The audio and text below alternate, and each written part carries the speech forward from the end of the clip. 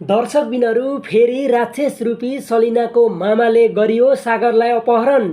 पछिल्लो समयमा सलिनाको मामाले भने सागरलाई अपहरण गर्नको निम्ति सागरको गाउँमा विभिन्न किसिमका गुण्डाहरू भने पठाइरहेको थियो।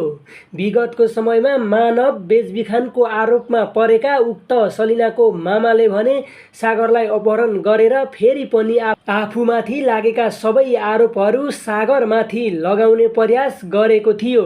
पछिल्लो समयमा कान्छीले भने लामो समयको सङ्घर्षपछि आफ्नो श्रीमान सागरलाई जीवितै रूपमा आफ्नो गाउँसम्म फर्काउन भने सफल भएकी थिइन्।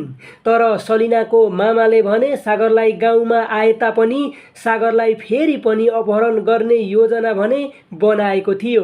उक्त सलिनाको मामाले पठाएका गुण्डाहरूले भने सागरलाई अपहरण गर्नको निम्ति रातिको समयमा खोजिरहेका थिए र एकदमै झ्यालबाट पनि निहालिरहेका थिए।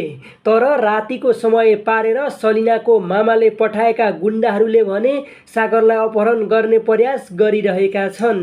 कतै आफूले बनाएको योजना खेलेको खेल अनुसार उक्त राक्षस रूपी सलिनाको मामाले भने सागरलाई फेरि अपहरण गरेर पहिलाको जस्तै गर्ने त होइन।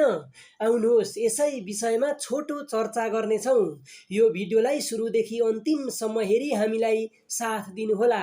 यदि तपाईहरू हाम्रो युट्युब च्यानलमा नयाँ हुनुहुन्छ भने कृपया हाम्रो युट्युब च्यानललाई सब्स्क्राइब गरी नजिकै रहेको बेल आइकनलाई दबाई हामीसँग जोडिनुहोला।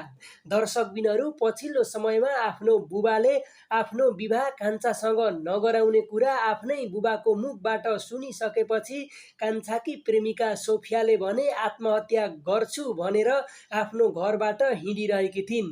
अर्थात् विगतको समयमा आफ्नी छोरीलाई दबावमा राखेकै कारण गाउँलेहरूको नजरबाट पनि गिरेको र आफ्नी छोरीलाई उनले चाहेको खुसी दिन नसकेको भन्दै कान्छाकी प्रेमिकाको बुबाले भने आफ्नी छोरीको विवाह कान्छासँग गराउने गरे तापनि पछिल्लो समयमा कान्छा र उनको परिवारलाई विवाहको निम्ति सल्लाह गर्नको लागि आफ्नो घरमा बोलाउँदा पनि लामो समयसम्म कान्छा र उनको परिवार आफ्नो घरमा नआइसकेपछि कान्छाकी प्रेमिकाको बुबाले भने आफ्नी छोरीको विवाह अर्कै केटासँग गराउने कुरा गरिरहेका थिए।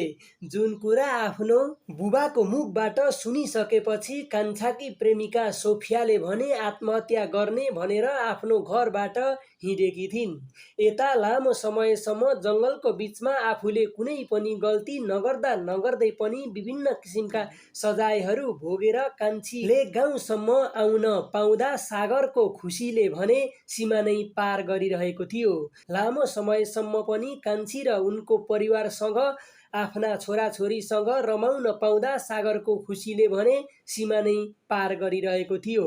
तर पछिल्लो समयमा आफ्नी आमा सीताराम आमाले चरित्रबारे थाहा पाइसकेपछि सागरले भने रिसले सीमा नै पार गरिरहेको थियो भने सागर एकदमै चिन्तित भएका छन्। आफू जीवित हुँदाहुँदै आफ्नो सबै मृत्यु भयो भनेर प्रमाण देखाएर आफूसँग भएको बिमाको सबै पैसा खान खोजिसक्दा कसको मन नदुख्ला र कसको चित्त नदुख्ला र। यस्तै गरिरहेकी छिन् सीताराम आमाले।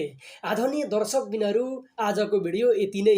यस विषयमा रहेर के भन्न चाहनुहुन्छ तल कमेन्ट बक्समा गई आफ्ना जिज्ञासा राय सल्लाह सुझावहरू भने राख्न नबिर्सनुहोला भन्दै यस भिडियोबाट छुटिन चाहन्छौँ। हजुरहरूको बाँकी पल बाँकी समय शुभ भएर बितोस्। हस्त नमस्कार। जय नेपाल जय नेपाली।